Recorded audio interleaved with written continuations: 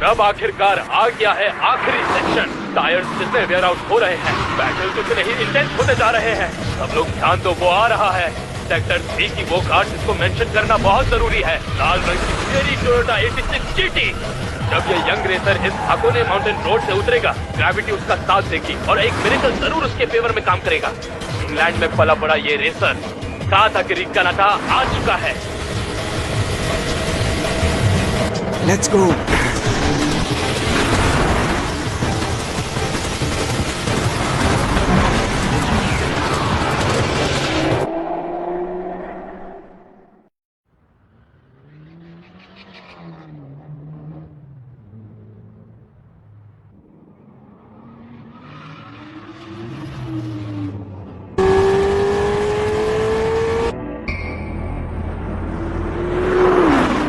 वाकई में उम्मीद से भी ज्यादा बड़ी खबर है। कार नंबर 2 ने उन थर्ड प्लेस ग्रुप ड्राइवर्स को कैच कर लिया जो अब एक्सेलरेट नहीं कर पा रहे हैं। अब फाइट होगी कार नंबर 9, नंबर 5 और कार नंबर 2 के बीच।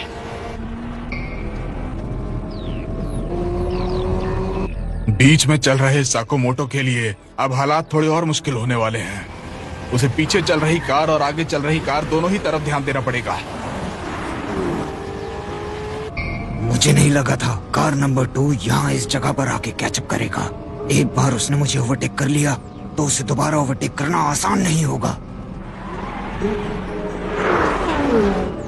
मुझे अपनी स्ट्रैटेजी बदलकर अकाबा का रास्ता पूरी तरह ब्लॉक करना होगा। अरे यार, इतना भी स्लो मत चलाओ जैसे तुम सेफ्टी कार हो आइबा।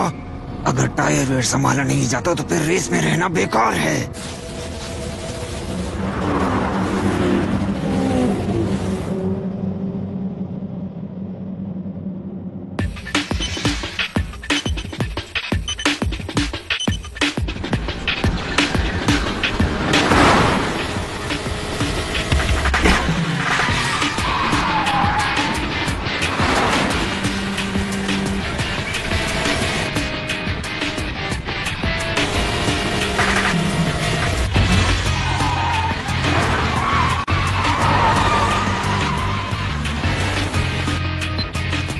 ये सच में हैरानी की बात है।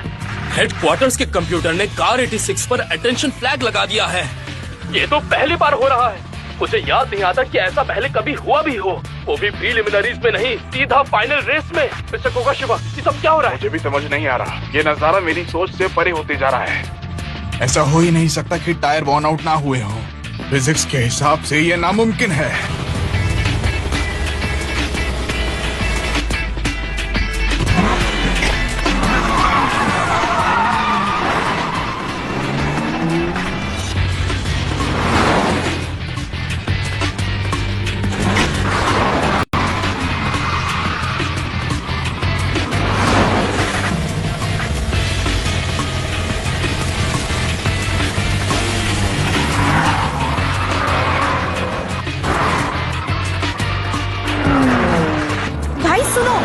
हाँ, मुझे पता है, बोलने की जरूरत नहीं। वो मेरे मिरर में भी दिख रहा है। सेक्टर 3 में हमें वही गैप के साथ एंटर करना चाहिए था जो पहले लैप में था। आखिर ये हुआ क्या है?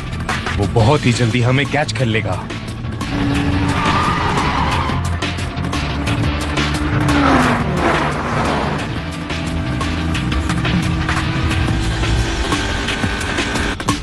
अगर वो हमें डेथ जोन में घुसने से पहले ओवरटेक कर गया तो कामाबो को स्ट्रेट पर स्लिप स्ट्रीम इस्तेमाल करके भी उसको फिर से पास करना मुमकिन नहीं होगा। अब मुझे फिर से वही मूव करना पड़ेगा। नोज़ुमी, चलो अपनी स्ट्रैटेजी बदलते हैं। रूट चेंज करके उसका रास्ता ब्लॉक करेंगे। ब्लॉकिंग फॉर्मेशन अडॉप्ट की जा रही है। समझ गई भाई। हाँ?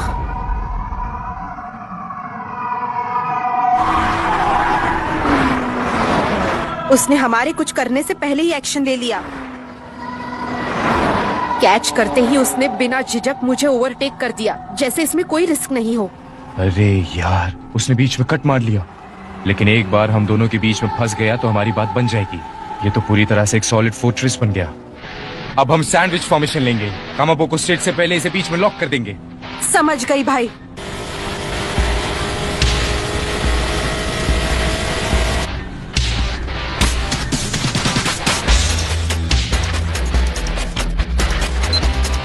जैसे ही वो याजिकिता सिबलिंग्स तक पहुंचा, अटेंशन फ्लैग गायब हो गया।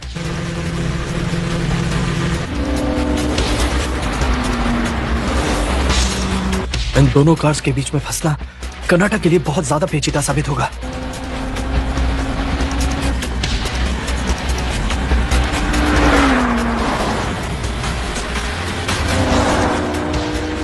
ये लोटस की एक्सपर्ट ब्लॉकिंग के चलते उसके लिए ओवरटेक करना मुश्किल हो रहा है, और पीछे चल रही अल्फा रोमियो उस पर प्रेशर डाल रही होगी।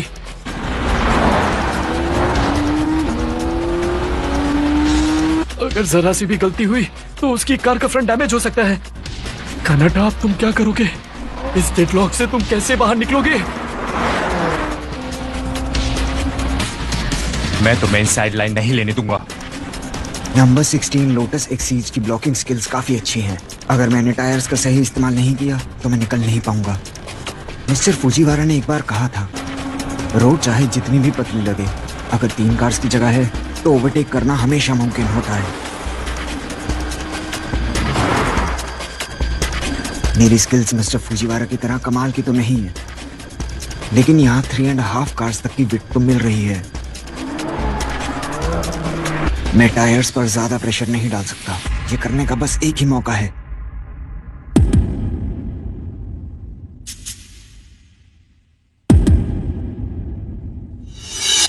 हाँ? वो गायब हो गया। कार 86 तो गायब हो गई। भाई, आउटसाइड लाइन। ये क्या था?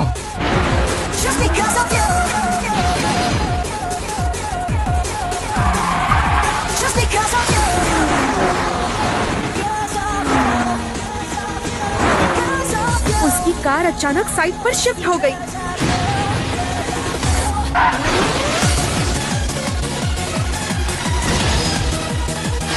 ऐसा मैंने कभी नहीं देखा। नामुमकिन।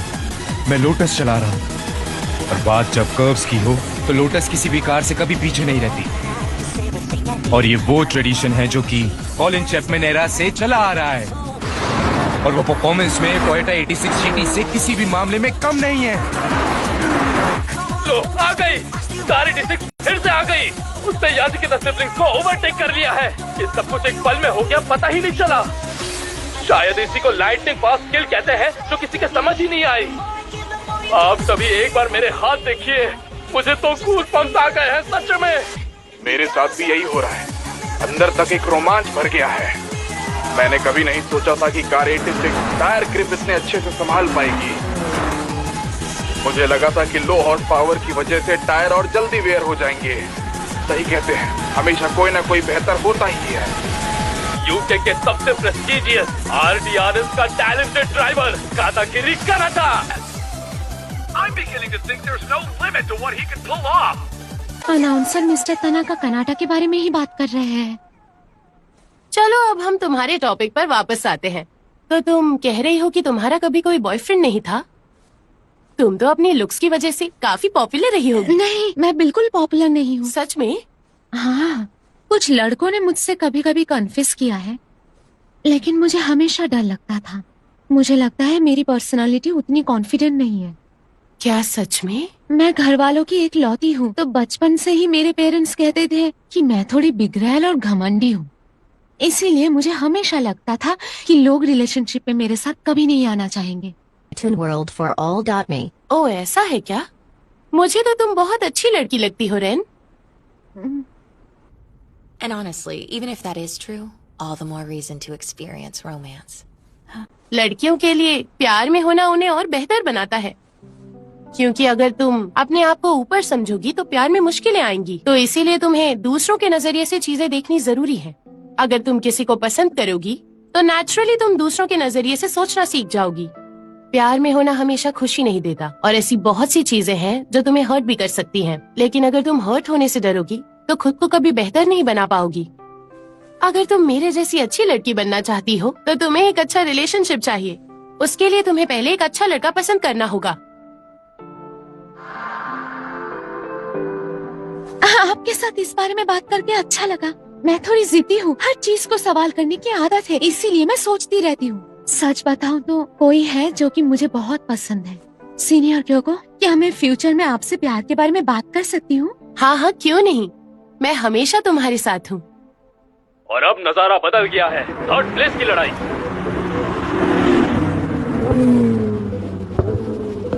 घोस्ट टाउन के गहरे कोहरे में घुसकर सभी ड्राइवर स्लो हो गए हैं।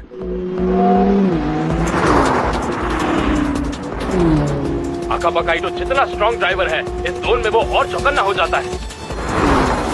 लो विजिबिलिटी, कम स्ट्रेट और वाइड कार बॉडी। ऐसी हालत में तो ओवरटेक का कोई चांस ही नहीं बनता। ये बरकरार हालत सेक्शन 3 के आखिर तक लगता है ऐसे ही चलेगी।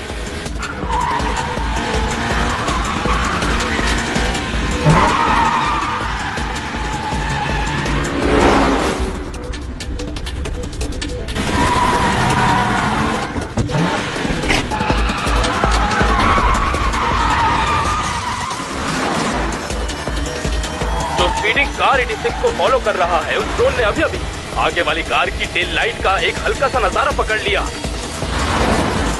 रेस शुरू होने के बाद ऐसा अभी तक पहली बार हुआ है कि कातागिरी कनाटा ने एमिल हानिनेन की कार नंबर 10 की टेल लाइट देखी है।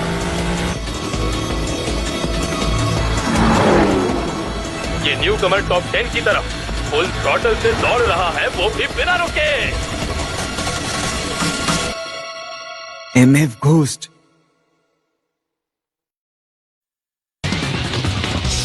MF ghost. सेक्टर 3 का सबसे बड़ा चैलेंज अब हमारे बिल्कुल सामने है।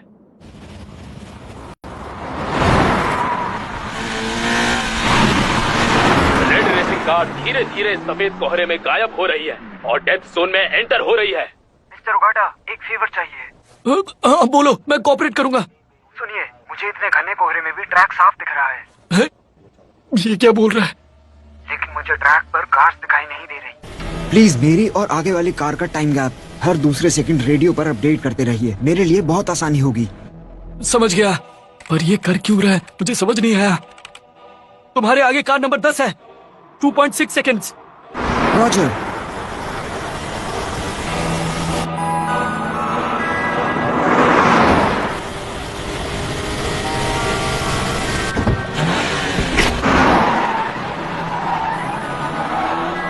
अब एग्जैक्टली 2 सेकंड है, ठीक है ना?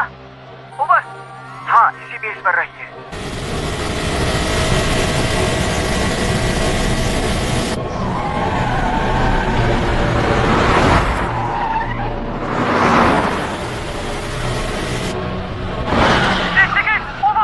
रॉजर।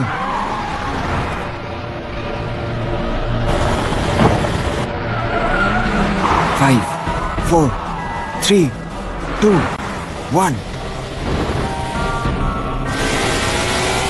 क्या?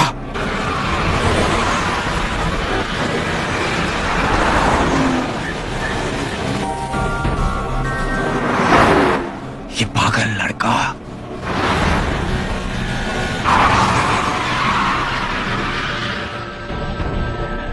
कातागिरी कनाटा ने हानिनेन को कैच कर लिया है। इस घने कोहरे में कार नंबर 10 की टेल लाइट बस नजर आते ही उसने लाइटनिंग स्पीड में नैरो लेन को कट कर दिया। सिर्फ टैक्टिक्स सोचकर ही कोई ऐसा मूव तो नहीं कर सकता। ये एक्शन प्योर इंट्यूशन और रिफ्लेक्स के 0.1 सेकंड में लिया गया है। मैंने बहुत सारी रेसेस देखी है, पर मुझे ऐसा फील पहले कभी नहीं हुआ।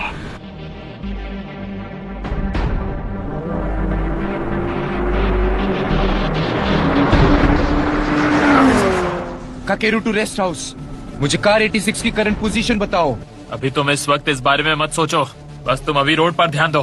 तुम इस वक्त डेथ जोन में हो। क्या? ऐसा बोलकर तुम मेरे अंदर और ज्यादा खलबली बढ़ा रहे हो। अब बताओ।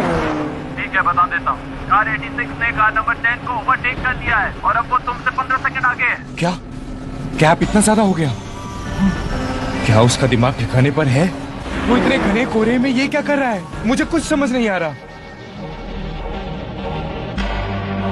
घाटा बोल रहा हूँ, नंबर 8 पोर्शे तुमसे 3.6 सेकंड आगे है। ओवर। रॉजर, मैं उसे पकड़ लूंगा। ये तो हद हो गई कनाटा, सच में तुम हद पार कर रहे हो। मेरी पुरानी कार 86 की कीमत सिर्फ 1.7 मिलियन है और तुम एक करेरा GTS को चेस कर रहे हो जिसकी प्राइस इक्विपमेंट मिला के 20 मिलियन तक जाती है। लगता है तुम भूल रहे हो कि पोर्शे एक world class super car brand है। ये कार मैं जिंदगी में कभी नहीं खरीद पाऊंगा। ओगाटा बोल रहा हूँ। 2 सेकंड, ओवर। रॉजर। अब जाकर मुझे समझ आ रहा है कि वो मुझसे टाइम क्यों बुलवा रहा था। ये दरअसल वो डेटा है जो उसे अपनी और ओपोनेंट की एग्जैक्ट पोजीशन समझने में मदद कर रहा है। वो अपने दिमाग में लगातार पूरा ट्रैक सिमुलेट कर रहा होता है, ये जानने के लिए कि वो आगे वाली कार को कहां कैच कर सकता है। जैसे ही उसे अपना टारगेट कोहरे से बाहर नजर आता है, उसके पास पहले ही ओवरटेक की स्ट्रैटेजी होती है। कनाटा की सुपर ह्यूमन ड्राइविंग स्टाइल को जो सपोर्ट करता है वो उसकी ड्राइविंग स्किल्स नहीं है, बल्कि उसकी इंफॉर्मेशन प्रोसेसिंग एबिलिटी है, जो दूसरे रेसर से कई गुना ज्यादा है।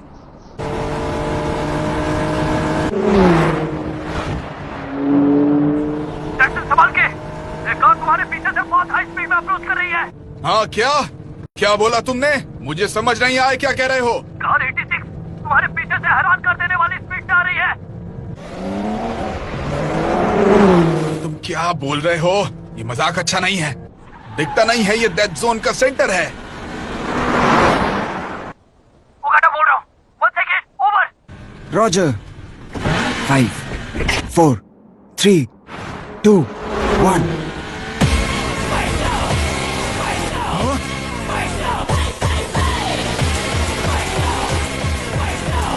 ऐसी जगह में वो भी फुल थ्रोटल? तुम पागल हो क्या? कार 86 के कार नंबर 8 पर अपनी चाल चल रही है, क्या बात है? लेकिन टेलर भी पीछे हटने को तैयार नहीं है। दोनों कार जितने घने कोहरे में साइड बाय साइड चल रही है। ये देखकर ही डर लग रहा है, ये नजारा खतरनाक है।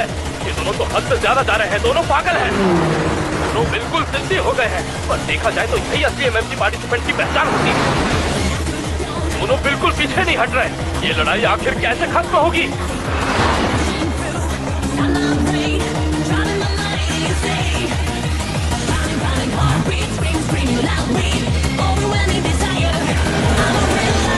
मैं ज्यादा देर तक ये नहीं कर पाऊंगा। मैं अपनी जान के साथ रिस्क नहीं ले सकता। टेलर धीरे धीरे पीछे होते जा रहा है और कार 86 ने लीड ले ली है। वो अब 9th प्लेस तक आ गया। वो टॉप 9 में एंट्री कर चुका है।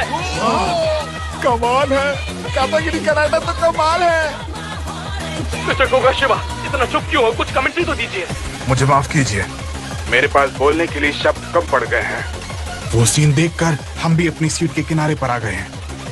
इतनी कम विजिबिलिटी में भी वो 3 कॉर्नर्स तक साइड बाय साइड चलकर अपोनेंट को ओवरटेक कर गया। टेलर ने भी 8th प्लेस रेसर की पूरी परफॉर्मेंस दिखाई है, लेकिन उसकी लिमिट वहीं तक थी। कातागिरी और उसके बीच कुछ फंडामेंटल डिफरेंस है जिसको समझना मुश्किल है। ये सिर्फ मेरा अंदाजा है और कुछ नहीं। शायद ऐसा हो सकता है कि कातागिरी कनाटा के दिमाग में वो घने कोहरे से ढका हुआ ट्रैक बिल्कुल साफ नजर आ रहा हो। पर ये तो उसका पहला पार्टिसिपेशन है और शायद एमएफजी के रोड ट्रैक पर भी उसकी ये पहली ही रेस है। तुम ये बात बिल्कुल सही कह रहे हो। देखो, मेरे ख्याल से ऐसा भी हो सकता है कि उसके पास एक स्पेशल तरीके की मेमोरी हो, और वही है वो उसका खास टैलेंट जो उसे इतनी बेहतरीन परफॉर्मेंस देने की एबिलिटी देता है। इसमें कोई शक नहीं। ये कोगा शिवा तो बढ़ चढ़ कर तारीफ कर रहा है। चाहे वो फुजीवारा का स्टूडेंट हो, पर फिर भी तारीफ की जरूरत तो नहीं है। हाँ, पर मुझे लगा था प्रीलिमिनरीज में उसने मेरे रनिंग स्टाइल को लगभग परफेक्ट इमिटेट किया, पर फाइनल रेस आते आते उसने अपना खुद का स्टाइल बना लिया। ये सोचा नहीं था।